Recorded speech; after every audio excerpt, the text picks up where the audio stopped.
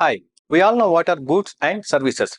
Have you ever heard the word called servicification, which is mentioned in this year's economic survey? If the answer is no, not a problem. Today I am going to demystify the topic for you. I am Karthik. Welcome to my program Read Between the Lines. Servicification is offering a bundle of services that are embedded in a manufacturing product. Doesn't ring a bell, right? Allow me to explain with an example. Take the example of a smartphone which costs you around $1,000. Do you really think it would cost them $1,000 to manufacture a smartphone?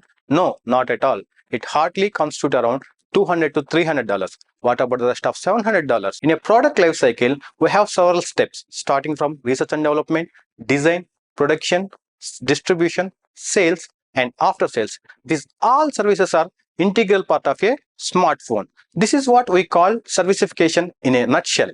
But how does it relevant to our examination? If India wants to become Vikasit Bharat by 2047, we must tap this hidden potential to propel the growth of Indian economy. Thank you for watching. See you next time.